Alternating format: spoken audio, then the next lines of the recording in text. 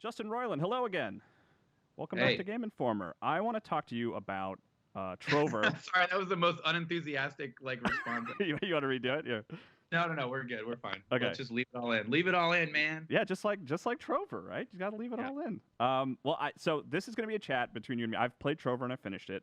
I'm assuming you have. I don't know if you can confirm that. Okay. Yes. Yeah. But yeah, so I want to talk about a ton of spoilers. So if you haven't played the game, don't watch this video or whatever it will end up being. Maybe I'll just transcribe the whole thing and put it online. Don't watch it. Don't watch it. Go buy the game. Okay, we'll go a little bit out of order here because I just want to talk about some of my favorite stuff. I think my favorite gag in the game, period, is the massacre at Vanilla Village. Oh yeah. It's awful. It's awful what you do if you do it. And I went back and replayed it without killing everybody because I had to see if that's what happened. But tell me about that moment, because that to me is just a joke about the medium of video games in general. Yeah. Yes. Yeah. I mean, believe it or not, that joke that's in my sketchbook. Like I want to kind of grab my sketch. I don't know if it's one of the ones. Is it Here, nearby? If you got time, I've got time. If you got time. So these are two. Like this is the size of the sketchbooks I was filling. Filled 8 of these things. Oh, jeez. When I was really going crazy, but. And you're saying that gag of making the player just slaughter an entire village by mistake, that was in one of these early notebooks? Yeah. Oh yeah, absolutely. You can look like me. I don't know how much you can see this, but you can see I'm literally exploring Oh wow. Okay. Early and then I've got the game loop, all this kind of weird. Oh, interesting. Okay. What's the loop? What's the macro loop? But the idea of being with Trover in the telepod, and this is way before anything was developed. So that's the first Trover right there, right? This is an early version of him, yeah. I don't know where the best lighting is, but this the idea looks good, of being in the telepod and meeting these characters, and these characters having some sort of dilemma for you to go deal with, was very early days. In addition to the platforming and level based combat and stuff like that. So the idea of finding the character who says there's a cursed village that need to be killed to free their spirits is literally one of the oldest things. And it's I wish I'd just get lucky and land on it. Well, but whatever. Even just the joke of explicitly calling out the color of the sky and the shape of the houses, it's just all feeding into that. Oh, dude. Yeah, getting really specific about where that place is, what it looks like, But so yeah, it was always that joke, and then just how many different outcomes, Yeah. I don't know, how many did you see there? I think there's 3 different I saw 2. So I saw the one where you kill everybody, which I actually did by accident, but I was like, well, I'm in. I killed one, and I was like, well, I got to kill the rest now. In for a pound, right? Yeah. And then I went back and played that area again and did it without killing anybody. So I saw 2, I guess, at that point. Okay. And if you don't kill anyone, I think the more you wait and walk around, I think Trover starts to kind of steer you in the direction of not killing. I think he has some dialogue where he's like, this doesn't seem like they seem kind of okay, they don't seem cursed, but there's also the version where if you kill 1 or 2 and then you stop and then you go back, that I think will change the outcome of the conversation to some extent with what happens. But also depending on what you tell voodoo person, right? Because it's you can lie to her or him, voodoo person. You could be like, you could kill them all, and then did you kill them? No. Okay. And then it's a different, whatever. But Trover knows you did. So there's actually quite a few permutations of ways that can kind of play out in an immediate sense. But yeah, that idea of I mean, that's sort of a note that we keep ringing throughout the course of the game, which is subverting players' expectations of what an NPC is being truthful. And when an NPC is being hey, do this thing. Most of us are okay, I got to do this thing because that's what the game is telling me to do. But it's so weird when an NPC says, hey, I need you to do this thing. And either they're being disingenuous with you, they're lying to you straight up, or they're not really sure if it's the right thing. They f up. So it's up to you to kind of, you know what I mean? You're well, wait a minit. Did this NPC really give us the right location, or did that, you know what I mean? Yeah. Like all this weird, and that's like constantly throughout the game. Like even with like Doopy Dooper, move my boxes. There's certain people that figure that out pretty quick, but I've seen people sit there for a long time because it's built in to your video game playing brain. It's like, this NPC is telling me to do the thing. I need to do the thing to get the MacGuffin so that I can keep going. So it's weird when they're just full of shit, and you're like, you motherfucker! Like this whole time I've been doing the thing, and it's all bullshit. Like you, like I got as far as the boxes sliding off the top of the house. I'll admit.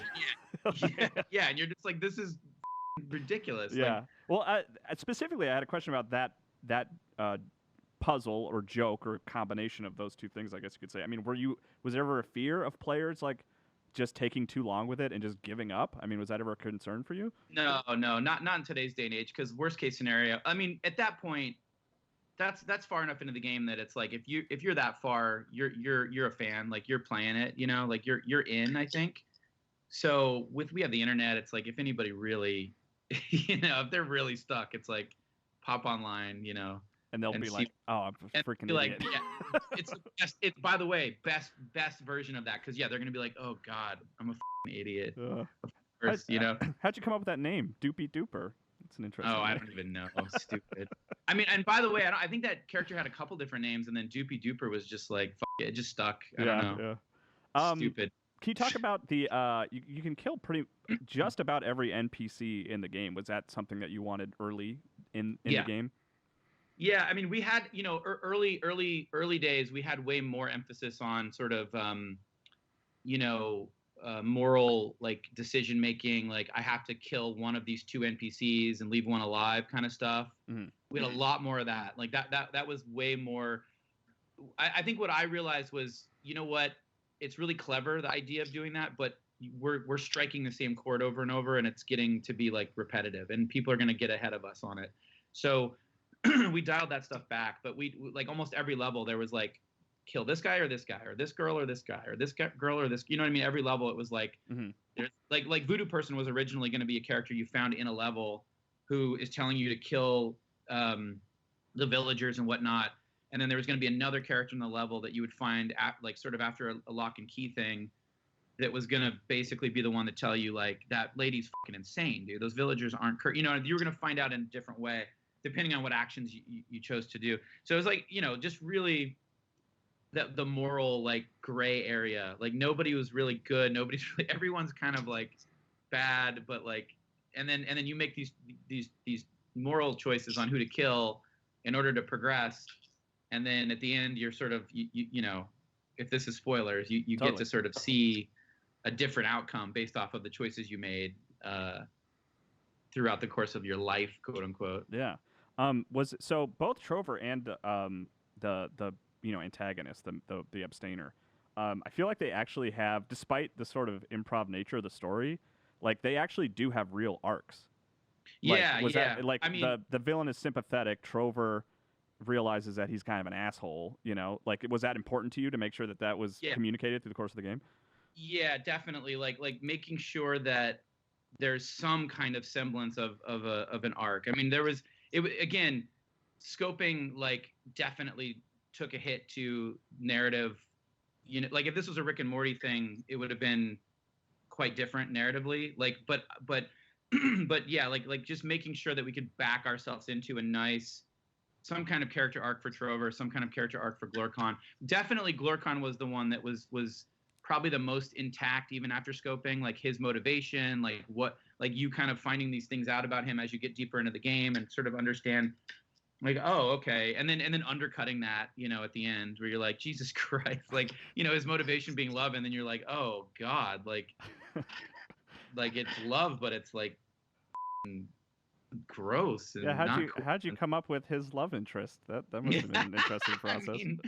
I mean, it just was funny. It made me laugh. Like, I can't even remember. Like, God, I'm not giving credit because somebody was with me when that was very much like a in the room kind of thing. We're laughing really hard. It might have been Eric Wolpow and Jay Pinkerton, but I'm not sure. Oh, were they? I didn't realize they were involved with Trover. Yeah, like they hung out like early days, like when I was breaking the story. So like, that's cool. Yeah, the structural the foundation, the bedrock of what is this game. I worked with those guys for a little bit, and they're awesome. They're the best. Like just to bounce ideas off of, and like thinking about the abstainers, for example. Like, who are these characters? What's their deal? What's the and Glorcon's motivation? Like those were things that those guys were definitely like really helpful in sort of me kind of like sussing out. I mean, I had a bunch of things on the table, and the more I talked with those guys, and the more like accumulation of things on the table, the more the more I got excited and focused in on the one that I knew was the right one. Do you know what I mean? Like, yeah. So yeah, it was awesome. It was like, oh no, it's definitely for love, and we definitely are gonna undercut the fuck out of it when you get to the, it's like, oh god, gross, weird beast monster. I mean, it's heart not even wants that. What the heart wants, right? He really does. Yeah, the heart one. Exactly. That's right. Exactly what I was about to say in another way. But yeah. Gotcha. So using Trover's decapitated head to defeat the final boss is pretty fucked up. Yeah, that's that's. Which I guess was teased earlier, right? I didn't catch it until I was kind of going back through a couple of levels, but he says something about it, doesn't he? Yeah, he literally says exactly what's going to happen to him in the boss fight to you in a like sort of sarcastic, but also like you let it wash over you because you're just like, oh, it's Trover talking more, but or just saying some shit that yeah, he's upset about this and blah blah. But no, then you play it again, you're like, oh, he literally predicted exactly what was going to happen to him. His head's going to get ripped off. He's going to die. But yeah, that's a fun moment because I think, for first-time players, they're kind of like, well, wait a minute. Like, I just went through this whole adventure with this character. He had this arc where he started out not liking me, not giving a shit about me. We found out that he sort of has a history with maybe being a little bit hateful towards Cheorpians. He sort of comes to grips with that, realizes that you're good, and like kind of comes full circle and really cares about you and wants you to be in his life after this is all over. It has a reason, has skin in the game, and it's not just to get high and go off at empty peepers. It's like, no, man, I'm feeling what you're feeling. I'm feeling anger, and I've been wronged. I have lost, and I have, and now you're the closest thing he has now after that mixed world level when he discovers what's happened. So you really are the closest thing in his life, and so you're thinking, oh, okay, cool, and then he fucking gets killed, and you're like, what the fuck? That can't be how it happens. And then, but no, yeah, now you're using his corpse to like fight the boss, because what else are you gonna do? He's dead. But yeah, it's pretty great, It is great. Like, I'm proud of that. So what? Yeah, which leads into like sort of the heaven level. Was that? I mean, that was just a. What was the idea behind that? Just a nice way to kind of wrap everything up and like end on a surprisingly optimistic note. Yeah, so for me it was afterlife. We call it afterlife world because heaven is sort of evocative of your like actual heaven and hell and all these real, like, it's really afterlife world. And yes, it is very heaveny. It's very it's very like, what would it be? But I don't know, man. That's sort of my that would be awesome if that's what happened when you die, right? It's like this eternal, beautiful blue sky with rainbows, and you're just constantly having orgasms, and you just feel euphoric bliss all the time. As a baseline, as a sort of like, that'd be pretty crazy. So I was like, that's a cool way. I just like the idea of like, the game ends, you do the thing you were told to do yet again by characters in the game, and it ends up killing the entire cosmos. Like, you killed everything in the cosmos by doing the thing you were told to do that you were trying to do, And so, but the reward for that is you cross a threshold into the answer of what happens after you die, and it's this amazing answer. It's like, oh, we're all together. Everyone's really like, all the like neuroses and sickness and like, badness is gone, and they're their pure present selves in this blissful, cloudy wonderland, and they're all orgasming, and it's very, very weird. But it's also from a game design standpoint, the answer is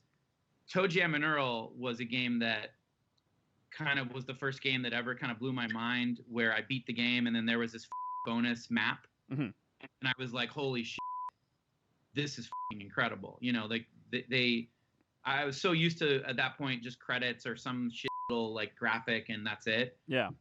And so getting to the end of that game and seeing that they literally programmed in an entire map and you got to see their family, there's like literally like you know, they that was part of the they made sure that wasn't just an idea they were going to get to. Maybe that was like part of the production schedule, that they're going to make this level and design, animate the families and all this stuff. So that was the inspiration for that Afterlife level. It was like, no, we knew it was part of the game from the beginning. It was a level. We knew we had to do it, and we knew it was very much post game, but also, you know, a great opportunity to run into all the characters you've met, and depending on who you killed and who you didn't kill, and you know, they all have different dialogue. Like if you kill Pop-Up instead of Michael, the dialogue's different there. Oh, okay. If you kill, like let's say you don't kill a character, you let them live, their dialogue's going to be different in Afterlife World. It's really interesting. Like there's a lot of permutations, you know, of there's a lot of jokes there that you'll have to go back. I don't even know, actually. I wish Eric was on this. The studio's lead designer, Eric Mayer, is like amazing, but like I don't know if you have to play the whole game over, or if you can just replay the level and it'll change how the I don't know. Replay the level. You can just okay, and then it'll actually like in real time update the heaven area. Like yeah, afterwards. Yeah, you have to finish out of the area and like leave the do the telepod thing. Okay. Once you've done and gone in the telepod, it saves the state, so you can go back into Afterlife. Oh, okay. Okay. And then you could potentially hear a different version of what would have been. So you can hear the different permutations without having to like replay the game in full, right? It's kind of yeah. That was a thing that we talked about quite a bit. Was originally it was like, we're not going to have a level select. That was going to be a thing that you would earn if you collected all the Power Babies. That was going to be an unlock. Mm-hmm. Like, oh, now I can just go to whatever level I want. But then that felt like such a dumb thing, because it was like, well, wouldn't they need that ability to collect all the Power Babies? You know what I mean? Like, wouldn't it be convenient to have? And then it was like, well, is that a joke? Like, is that maybe a joke that we could make? Like, I don't know. So we ultimately, like, sanity won in that. Gotcha. Well, and speaking of unlocking all the Power Babies, I did go unlock all the Power Babies. Can you talk about that reward that is teased from the very opening of the game? I think Trover's like, this is going to be amazing. Just you wait. It was enough to get me to go through the process. Here's the thing. There was a lot more stuff there that you were supposed to get. Yeah. There were a lot more stuff. There was a bunch of more things you were going to get. But yeah, man. Damn, it's tough making a game. So it made me laugh. I thought it was hilarious. That was our for sure, definitely always in thing you're gonna get. Yeah. Like that's always for sure.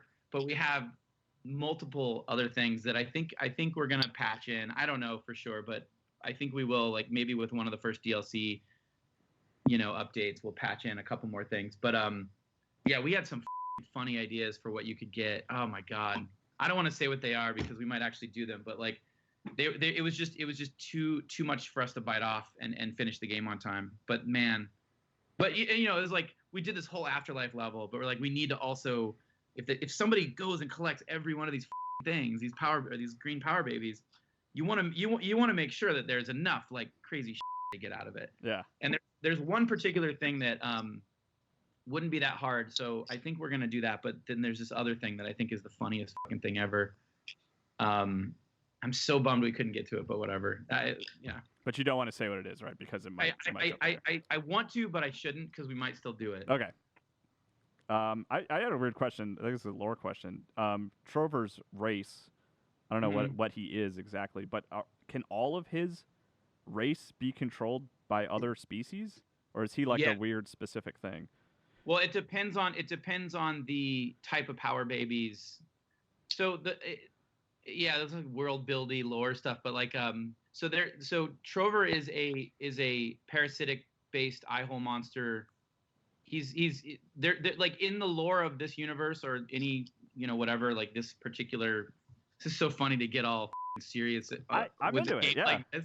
a game like this is so stupid. Well, that's, but I mean, just to give you a compliment, like that's one of the things that surprised me about the game is it's like it's insane, it's funny, it's goofy, but there is this undercurrent of like well thought out lore in a weird way.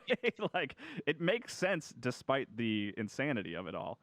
Yeah, thank you. That is a very high compliment. I mean, a lot of thought went into it. There is like it wasn't just random. I mean, definitely like me thinking about there's a whole subspecies and there's a whole bunch of branching paths of that grow out of a singular tree that is the parasitic based life form. And there's bad ones, there's evil ones, there's friendly ones. Trover's an eye-hole monster that's sort of like more of a friendly parasitic based, and he has more of a symbiotic relationship with the power babies and the things he plugs in. Glorkon is another example. Him being one of the abstainers, he also is parasitic in nature. I think when those dogs are in his eyes, it's not a two-way street. Those dogs are feeling pain, whereas the power babies in Trover's eyes, they're feeling pleasure from him. Yeah. But they're also giving him the ability to either double jump and glide, for example, or roll, do a barrel roll. But also a certain power baby would allow him to be controlled by somebody. But he needs to, like you see when you first meet him, he pulls one out, he plugs it into your controller, or it flies into your controller. Yeah. And that's sort of like a TX and RX, transmitter receiver scenario for a remote control car. You're using that power baby to send the signal into his power baby and control him. Yeah, of course. This all makes perfect sense. I don't know why you're explaining so much. Yeah, I mean, have you never built the remote control car? No, but it's funny because we were like, well, what's the joke here? Like, what's the reason? Why is Trover letting you just control him? And it's like, well, it's because he's fucking lazy and he doesn't want to do the heavy lifting. It's like he's like you're even. I think he even says that some permutation of that, I'm look, I'm tired, man. Like you do the driving, whatever. Yeah. Gotcha. And so Bathtub Guy, he's a human from Earth, right? And yeah, are the dogs I mean, it's weird, from Earth as well? Not so let's say there's infinite versions of Earth, Mm-hmm. He's from a version of Earth, I guess. Okay. I mean, but also that's probably where it's like, all right, now we're taking ourselves way too seriously because it's like Bathtub Guy. That's my buddy Echo Kellum. He's just funny as all. And I just had him come in, and I was like, dude, here's the basic stuff that we need, but go say whatever just go ramble, just go on and on and on, because that's kind of the name of the game, right? For certain opt in, you never have to listen to it, but you can if you want to. Mm-hmm. And dude, yeah, some of the shit he said was so specific to Earth. Like he's talking about real estate, Manhattan, and it's so fucking funny, and I don't care. I'm like, dude, leave it all. That's the funniest shit that all stays in. It's so bizarre, and it is like, well, wait a minute, are we in Earth? Is this what humans look like in this? Canonically, is this Bathtub Guy a representation of humanity? And maybe, I don't know, I guess a version of. It's just weird. It's so weird, man. Yeah. That was where okay, the comedy and what he's saying is outweighing any reason to care about, how close are we flying to Earth, or how close, you know what I mean? Yeah. Here's a question I wrote down. I was surprised to hear Doug Benson in the game. I know Doug loves movies, but does Doug loves video games? Oh, yeah. He does. I mean, we talked quite a bit about it, but I feel like he's definitely he's a gamer, and he played for a while. We had a build of that level when he came and recorded, and he played for a little bit, and he was actually pretty good. Okay. So I was like, okay, yeah. I'm friends with him, but it's like we never see each other because we're both so goddamn busy. I listened to his. The only reason I was curious about it because I listened to his podcast a fair bit. I was like, I don't know if I've ever heard him talk about video games ever, but I mean, it's a movie podcast, so why would he? I don't think he's a hardcore gamer. I don't think he spends a large percentage of his life, in front of video games. But I know he plays occasionally. I know he's not it's not an alien concept to him. Gotcha. Yeah. What was going on with the flesh suit level? That was weird. Wait, the what? The flesh, like the Oh, flesh oh, oh, zoo? yes. You mean just in general that level? Yeah. Or How'd you come up with that? Was that a horrible nightmare you had one night? I knew I wanted to do a level that was like all fleshy, like some weird planet that's just, is this an organism we're on? Are we, just bringing all these questions of scale into mind, like, but like a fractal, fractals just keep going and going and going. They're infinite. Yeah. Are we just on a weird certain level of what is an infinite inward and outward? I think that might be the case, by the way. All these scientists are racking their brains. It's like, well, if you can just keep looking inward, yeah, it'll go ever infinitely. And if you keep looking outward, same thing. And maybe they like hook up like a crazy figure eight, so it just keeps going. Yeah. But anyway, those scientists just need to watch the end of Men in Black, and it'll all. Yeah, exactly. Or I think originally it was a pulp story in the 50s or something. I know that like there's a comic in EC Comics, which these are like late 40s, early 50s. Mm-hmm. That literally is that story. It's a guy that just keeps shrinking, and he disappears into the chair, and then he's like he shrinks and lands onto another planet, just keeps going and going infinitely. Oh, weird. Oh, I've never read that. Awesome. It's a really good story. And Men in Black ripped it off. No. No, they probably had that thought independently because it's a fascinating idea. But anyway, no, so the level was like, that was a tough level, man. That level got rewritten a couple times, like completely rewritten from top to bottom. It's another one of those moments where it's like, oh, everything seems so strange and odd, but then you learn that Trover once had a roommate and dealt with like the typical roommate problems, which is puts it into this weird perspective, Yeah, I mean that was like, because we had that character, the character who is ultimately Gale, the zookeeper or whatever, Trover's old roommate, was a completely different character, completely different storyline for that character, and it was funny and we liked it, but we got it put in the game and we played it and it just wasn't working. It just didn't work, and it was totally my fault. I was like, I think I don't know, I didn't give it enough of what it needed, like in the writing and stuff, like, so it didn't work. So then me and Spencer, who works at the studio with me as a writer, and he does a bunch of shit for the game, we were brainstorming and we came up with the idea of like, what if it's Trover's old roommate? And that just immediately brought all these areas for jokes. Like, oh, we could write a ton of, like, this guy would know Trover. This is the first character in the game that you're meeting that really knows Trover, aside from Boss. Here's a guy who is loose-lipped, knows Trover in an intimate way, and we can learn a lot about Trover, whether it's true or not. It was a good like area for joke telling and joke writing. So that was definitely that was a good pivot. We were like, okay, that's definitely the way to go. And then I ultimately again was temping that voice, fully expecting to replace me with a good friend of mine, who already recorded that character previously. And so I'm like, and he's very busy. And so I went in and we recorded, and I'm just drinking that day. I don't usually drink while I'm recording. Like, I know there's the video of me doing the Rick and Morty getting drunk, but like, that's not the normal. That's like a very like sort of, it happens occasionally. And when it does, we know why we're doing it. Like, we're doing it to get loose. And that was a day where I was like, well, this is going to get replaced. So it. So we're drinking.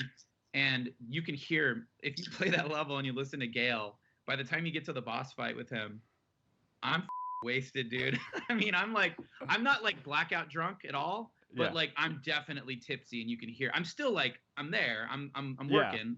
I know what we need to get. Gale has a line where it's very clear that you lost it and you just were laughing hysterically, which I loved. Like, I appreciate that you guys kept that take, No, I mean, I was like, there was a lot of talk about that section and like, should we cut this? Should we cut that? Like, it's 2019, and it was like, look, man, like it's Gale. He's f***ing insane. He's probably one of the most insane characters in the game, and he's off his rocker. And also, we contextualize it. Trover says like, he responds, and like that's why they're the bad guys, and like, you know what I mean? Like, Trover's like, Jesus, this is rough, man. But yeah, it's just great. Like I lost it. I started cracking myself up, and we're just like, leave it all in, man. Just leave it all in.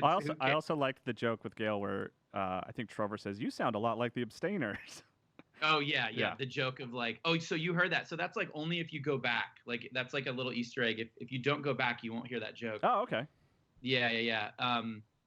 But yeah, that was just us getting cute with the fact that I'm doing way too many voices in this game, and it's like they all sound the same. The boss sounds the same as the abstainers, sounds the same as Gale. You know, it's hilarious. Yeah, I also like the joke with the abstainers where you basically imply that you're adding a vocal like echo to it, but it's supposed to be all three of them talking at once. I like that joke too. Yeah. It's again, every time it was like, can we fix this thing? Or like, can we like it? No, we'll just make a joke. Just add a joke there. Like it, leave it alone. Yeah. Just have somebody, as long as somebody says something about it, then you're okay. Because if anyone's thinking it and then a character says it, then that's a great player connection to the game. It's like, oh my God, he just said the thing I was thinking, you know. Yeah. I don't know. We found that to be pretty like that was a lot of fun. We were putting a lot of those in the game, as many as we could think to put in. Gotcha. Well, here I've kept you over your time, but just maybe one good final question, which you've talked a little bit about, is like what is the future of Trover? Because there's DLC on the way. There's a joke in the trophies about a sequel, which I assume is just a joke. I don't know if you have ideas for a follow up. It's definitely a joke, but listen, I love what we've created. I mean, we have other projects that we're working on in pre whatever creative development, you know, that are really exciting. If Trover does well, I mean, it's kind of a no-brainer to do more, right? Like I would do a sequel in a second. It was like, and refine the tools and like come up with a bunch of different interesting new mechanics. And I mean, there's a lot of stuff that I would like to do. But we got to sell some copies. Yeah, gotcha. I mean, right now I'm not worried. Like I was really worried, like, I don't know if this thing's any good. Like, I don't know if people are going to like it. And then I've been sending codes out to people. I've been talking to people like you, like reviewers and just, you know, gamers in general and friends of mine. And everyone who's played it is like, this is great. Like you made a really good game. You should be proud. So now it's like, okay, is this thing going to sell? Are people going to be aware that it exists? Because it's such a flooded market. There's so many places competing for people's attention in the entertainment. You know, if you want to clump this into just entertainment. So it's like, man, that's the big one is like, are people going to be aware this game exists on a level that will, you know, sell copies basically? Yeah. So I'm at now. I'm like this weird, like, oh man, I hope it sells well so we can make more games like. And because we're recording this before the game comes out for context for people listening. But yeah, so like what is a big flop, man? No. You want the alternate take of it being a big flop? Yeah, it's gonna be. No, I mean I don't know what it's gonna be. I truly don't know. Like I really don't know what to expect. Yeah. I hope it does well so we can make more crazy games. Gotcha. And just have the autonomy we had. Like we literally had complete creative freedom making this game. Yeah, because you guys self-published, right? Yeah. Dude, that is if we can maintain that level of autonomy, that level of like, hey, we self-govern. We you know, I'm Dan is the same way. Like Harmon, like me on Rick and Morty. He and I have had like Adult Swim has been so kind to give us complete creative like freedom, and very seldomly do we get notes, if ever, like, you know, never creative notes. Like, so and we self-govern. We like if we push something too far, we always end up like. We have a very good sense of that, both of us, independently of each other and together. We have a good sense of like when something is too far, pull it back a little bit. So yeah, if we can maintain that level of creative freedom at Squanch Games, like we'll be able to keep making like Trover, and it'll be amazing. Gotcha. But we gotta get a revenue stream coming in. Yeah. Can you quickly talk about what the DLC is going to be? Can you talk about how DLC is going to work in the context of how the game ends? I can just say, well, yeah, without getting into too much, it's not going to blow anyone's mind. It's sort of, you know, it's going to be a bit tossed off, like when you start it. Like it wraps it all up and explains it away, but it's very much just like a don't worry, don't think too hard about it kind of a thing. Don't think about if Bathtub Guy is a real human being. Don't worry about that too much. Yeah, it's like, you know, it's like, look, I know, you know. Also, we don't know if a player. Well, I'm going to get in the weeds here, but like, yeah, there's stuff that we're talking about doing that'll be literally answering your question. But what I can say is that we're going to be releasing it, I think, across 4 parts. And and I don't know what the schedule 100% is. Yeah, but it's the idea for us was, we still have a bunch of ideas on the cutting room floor. We still have a bunch of like weird, fun gameplay mechanics and prototypes and things like that, and they didn't find their way into the full game. Mm-hmm. So it's like, hey, let's put this together, and it's also a way of just keeping the game alive, over the next year or however long. I don't even know. But yeah. As long as it makes sense. Gotcha. Yeah. So since this is like a spoiler-filled discussion, one actual good final question is there any like jokes or elements of the game that you're worried players might have missed if they just played it through once, or is there something like you want people to try to seek out if they missed a gag or something like that? Oh man, it's funny. I don't even remember. There's so much in the game that even if you miss a lot, okay, there's one spot I can tell you that I think is probably worth hanging out. It's in Shleemy World, which is the first level with Mr. Pop-Up and stuff, mm-hmm. and it's when the Glorkon clones warp in. The first pair of Glorkon clones warp in. I find that if you hang out and listen to those guys for a little bit, it just makes for a better sort of ramp into the story. You can like literally just kill them right away if you want to, and just hear the first sentence. We do put Trover on a walk instead of we slow him down, so you have to at least hear like the first 5 seconds of what they have to say. Yeah, I find that moment to be better if you kind of let those guys finish talking and before you kill them. But that's very much like, we play tested the fuck out of it, and we're like, it works either way. But when I watch someone play it, if they hang out and are listening, it's like there's a rhythm that I think it brings to the play through. And then I'm gonna give a note to the team through this interview. We have to put in the final Glorkon clone line at the end of Shleemy 1, the boss guy. We have the old dialogue in. We have the wrong line in there. We still never changed it in. We need to put the right line in. God damn. It's like he's talking about some shit. It's just like, if you listen to that line, because we might patch it out and put in the real line. It's such a block in throwaway. Like he's like, even the way I'm talking, it's like I'm not even saying anything of substance. I'm just like, you won't believe that we're gonna stop you. And I mean, it's just he's supposed to be talking about how Glorkon's gonna fuck everything up. That's what he's supposed to be saying there. Like Glorkon's gonna fuck everything up. He's gonna fucking fuck everything up. Yeah. We have that line recorded somewhere, but it just never made it in. And I missed it. We all missed it. Nobody notices. Yeah. That's a big exclusive, because like how often do game devs just say, "Hey man, that's the wrong line of dialogue." Notice.